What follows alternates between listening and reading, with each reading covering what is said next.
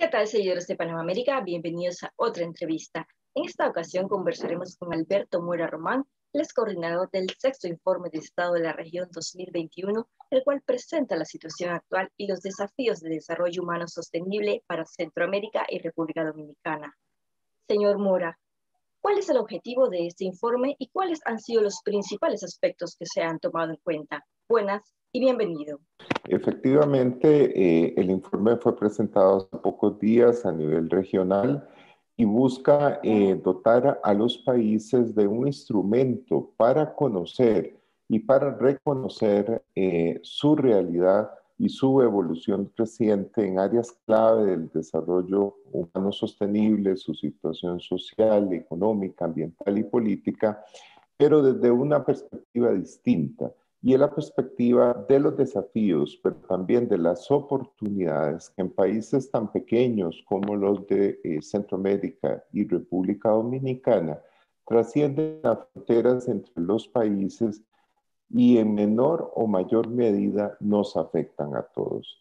Es una invitación a dimensionar el potencial de la acción conjunta, de la acción regional, no solo para optimizar esfuerzos y recursos, sino para potenciar el impacto y los márgenes de maniobra que tenemos a nivel nacional para enfrentar dinámicas transnacionales y globales como en este momento en la pandemia. De acuerdo al informe, la región está sumida en una de las peores crisis de las últimas décadas, pero de esa crisis, ¿qué es lo más grave que enfrenta la región? La crisis sobre la cual el informe está llamando la atención se debe, por un lado, a los rezagos históricos que los países han tenido en áreas clave como su desarrollo institucional, la capacidad para brindar servicios básicos a la población de salud, de educación, etcétera. Su rezago, por ejemplo, en los sistemas de administración de justicia, que han sido pues, el eslabón más débil del proceso de construcción de institucionalidad democrática, que inició con el cese de la guerra y los conflictos armados en la región, los altos niveles de pobreza y exclusión social, bueno, estos rezagos históricos que la región arrastra, convergieron en este momento con deterioros durante los últimos años, sobre todo en materia institucional y política, debido a la pérdida de independencia entre los poderes del Estado, a un deterioro del apoyo a la democracia y, por supuesto, a el acelerado y rápido retroceso generado por la pandemia en el ámbito económico, laboral y social. Esto es lo que de alguna manera nos hace señalar la coyuntura actual como una coyuntura particularmente compleja y difícil para los países. Mencionaba usted los aspectos de salud, educación y también hablaba de pandemia. ¿Cómo la pandemia acentuó esos aspectos en la región que tradicionalmente han sido puntos vulnerables y que ahora, digamos, pueden haberse visto más afectados?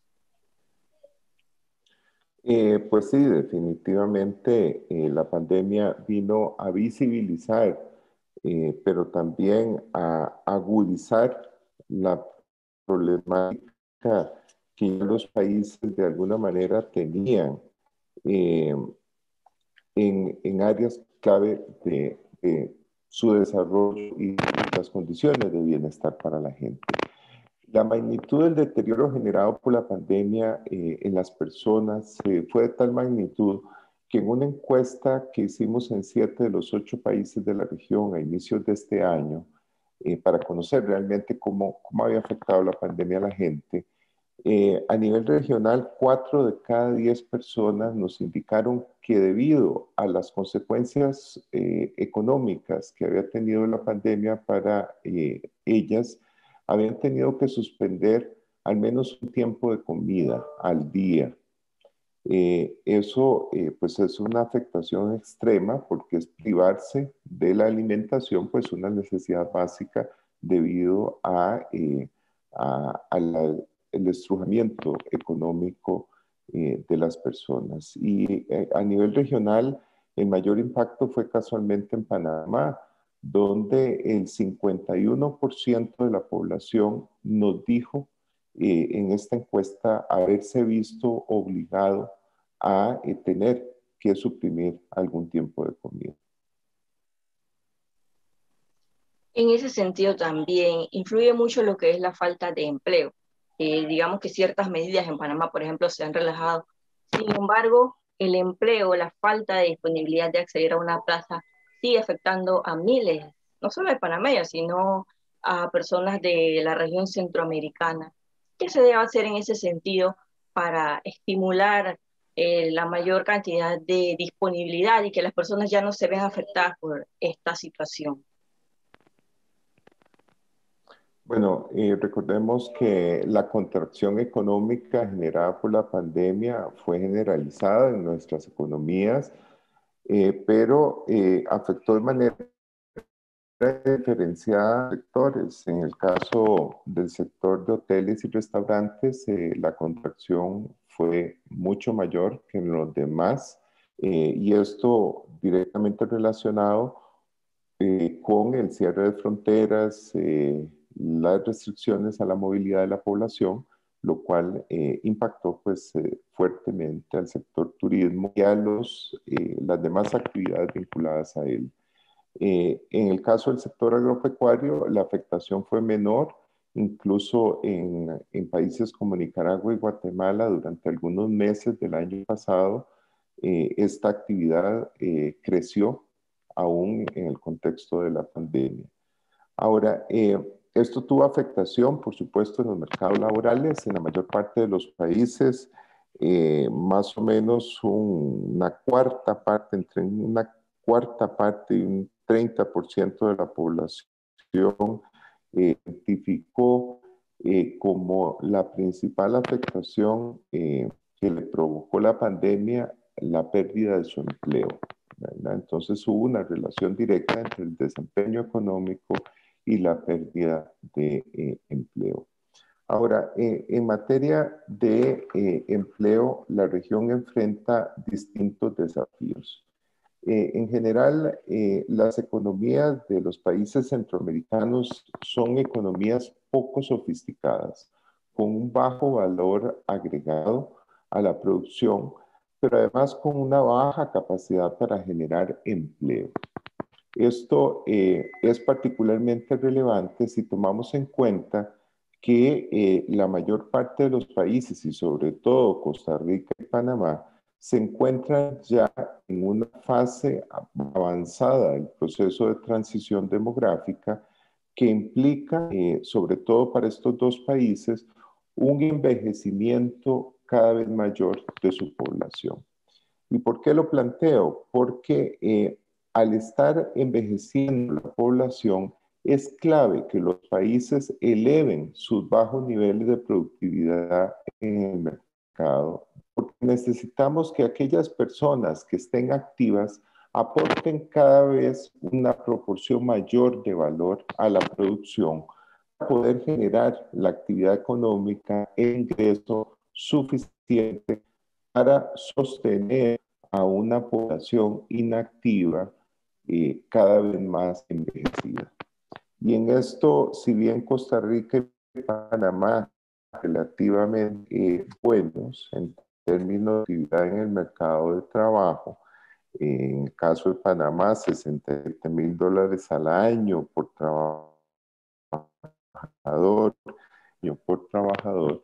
Lo cierto es que estamos en una posición de rezago, por ejemplo, si nos comparamos con los más avanzados y productivos del mundo, como los de la Unión Europea, donde la productividad por trabajador es cerca de $100,000 al año.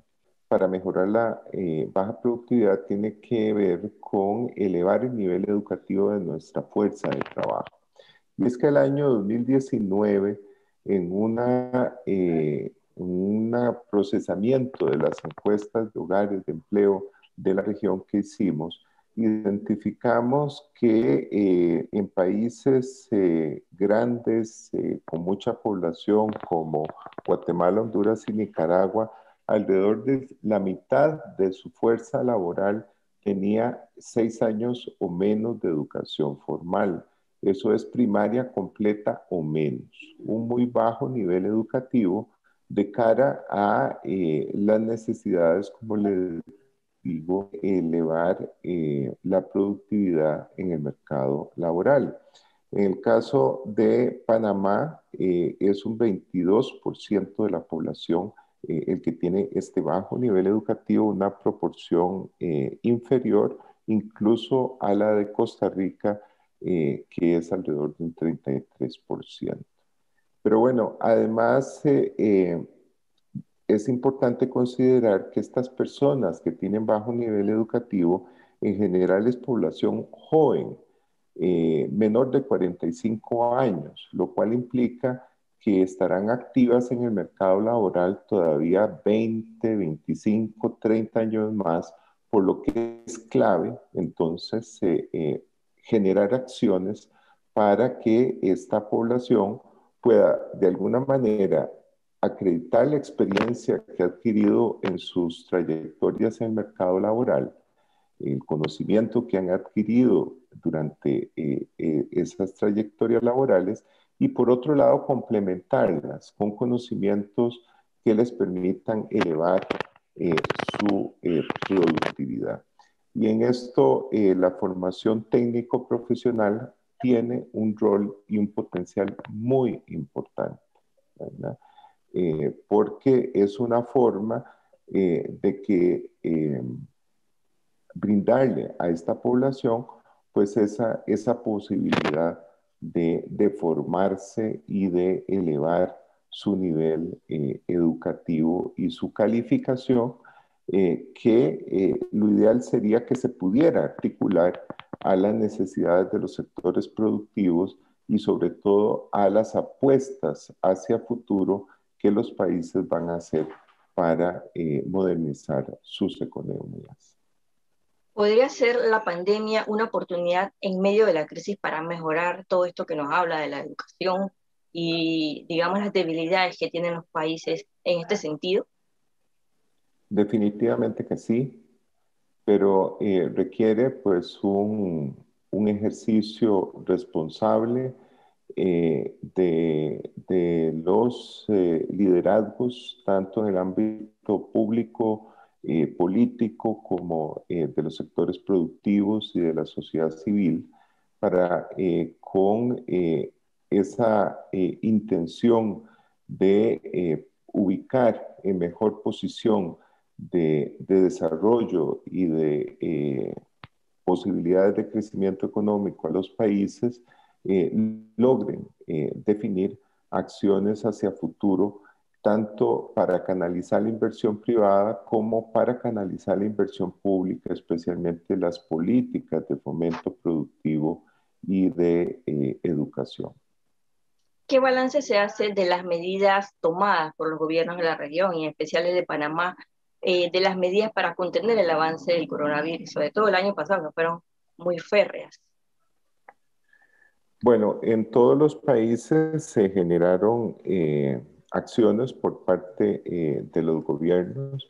Sin embargo, tuvieron un alcance diferenciado entre los países. En el caso de El Salvador, por ejemplo, en la encuesta que hicimos para precisamente conocer la afectación de la población durante la pandemia, nos indicaron que 9 de cada 10 personas habían recibido algún tipo de ayuda o servicio del gobierno con motivo de la pandemia. Sin embargo, en el caso de Nicaragua, apenas el 16% de la población había recibido algún tipo de asistencia. Eh, en el caso de Panamá, 2/3 partes de la población indicaron haber sido beneficiarias de la ayuda o los servicios del gobierno, fundamentalmente la entrega de alimentos en un 40% de esas personas beneficiadas y después el bono solidario, un 37% de la población que recibió algún tipo de beneficio señaló que había recibido el bono solidario.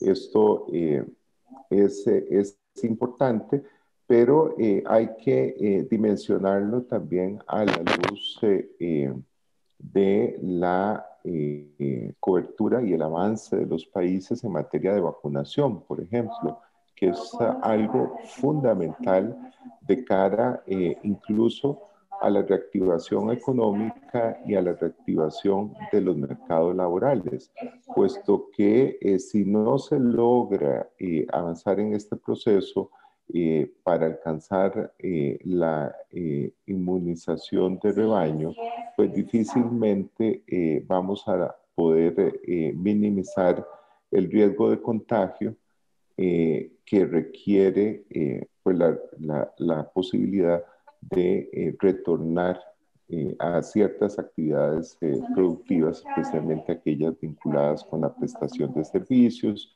y actividades estratégicas para las economías de los países como el turismo.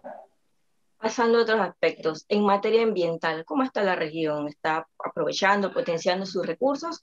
¿O digamos que hay aspectos negativos en cuanto a contaminación, destrucción de la naturaleza?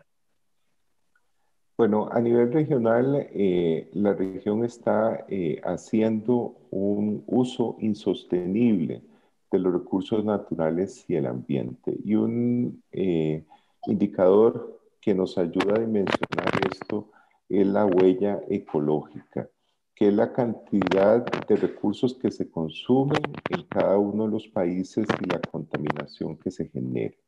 Eh, este indicador de huella ecológica es mayor a la biocapacidad, que es la disponibilidad de recursos, y a la capacidad de los ecosistemas de poderse recuperar por sus propios medios de esa extracción de recursos y la contaminación que generamos en todos los países, excepto en Panamá y en Nicaragua, donde todavía hay cierto margen eh, de maniobra, pero los demás países se encuentran en una condición de deuda ecológica. O sea, requeriríamos algo así como una quinta parte más de territorio para poder soportar los hábitos de consumo y la contaminación que generamos. Esto se expresa, por ejemplo, en distintas dinámicas, la dependencia de combustibles fósiles en materia energética. Si bien hay buenas noticias en el sentido que los países han logrado incrementar la proporción renovable de la generación eléctrica, continuamos dependiendo de los hidrocarburos. Además, ha disminuido la cobertura boscosa en países como Nicaragua y Panamá. Y por supuesto, hay afectación vinculada a el crecimiento urbano acelerado y desordenado en todos los países, pese a que en todos ellos existe institucionalidad, legislación y políticas públicas relacionadas con el ordenamiento territorial. Esto último es particularmente relevante si consideramos que Centroamérica es una región altamente vulnerable a los desastres y a sufrir los efectos de fenómenos hidrometeorológicos extremos y por supuesto al cambio climático, lo cual agudiza nuestra condición de riesgo y vulnerabilidad a sufrir pérdidas recurrentes y cada vez mayores, tanto en infraestructura pública como productiva. Por otro lado, ¿cuáles serían las conclusiones del informe en lo que es materia política? En el ámbito político institucional es claro el retroceso que ha tenido la región durante los últimos años. Un indicador que a nivel internacional analiza esta situación y es uno de los más reconocidos, es el índice de democracia de The Economist, que clasifica a los países en 4 categorías: democracias plenas, democracias imperfectas, regímenes híbridos y sistemas autoritarios.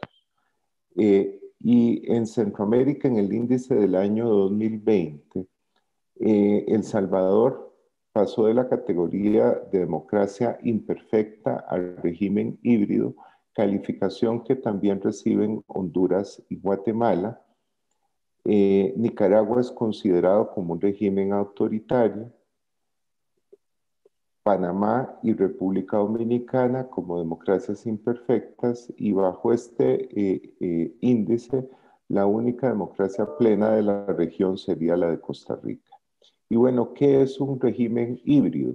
Es un sistema institucional y político que de lejos parece democracia, pero que si lo vemos de cerca en la forma en que se ejerce el poder y en la forma en que funcionan las instituciones, podemos reconocer claramente prácticas que no son democráticas y que tienen que ver, por ejemplo, con restricciones a los derechos y libertades ciudadanas, con restricciones a la libertad de prensa, con irregularidades en materia electoral, con corrupción más o menos extendida, y eso realmente aleja esos sistemas políticos de considerarse democracia.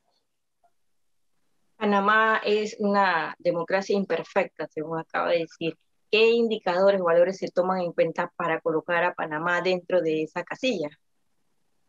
Bueno, si bien una democracia imperfecta eh, tiene un funcionamiento adecuado de las elecciones como mecanismo de acceso y relevamiento del poder, eh, hay algunos problemas de gobernabilidad, hay algunos problemas relacionados con la cultura política y por supuesto también algunos riesgos relacionados con la corrupción y la pérdida de independencia de poderes del Estado. Ya que menciona lo de corrupción, ¿cómo se evalúa la región en este aspecto? Bueno, en todos los países durante los últimos años han habido denuncias y escándalos de corrupción, pese a que durante los últimos años también la institucionalidad y sobre todo el ordenamiento jurídico de los países ha avanzado en materia de generación de nuevos instrumentos para el combate de esta práctica. Sin embargo, el avance en materia de legislación no necesariamente ha ido de la mano con el fortalecimiento de las capacidades institucionales de las instituciones encargadas de hacer el control, como la Contraloría General de la República, la Fiscalía de Lucha contra la Corrupción, etcétera, para realmente ejercer un control oportuno que permita identificar prácticas corruptas y, por supuesto, un juzgamiento rápido de quienes se ven involucrados en este tipo de casos. Finalmente, ¿cuál considera usted que es el mayor reto que tiene Panamá y la región para que en los informes futuros se vea cierto avance y ya no sigamos sumidos en esta crisis? Bueno, creo que fundamentalmente es visualizar el espacio regional como un espacio para la implementación de políticas públicas que permita, como mencioné, optimizar recursos y esfuerzos de los países para alcanzar resultados que incluso los países no tienen capacidad de lograr actuando individualmente.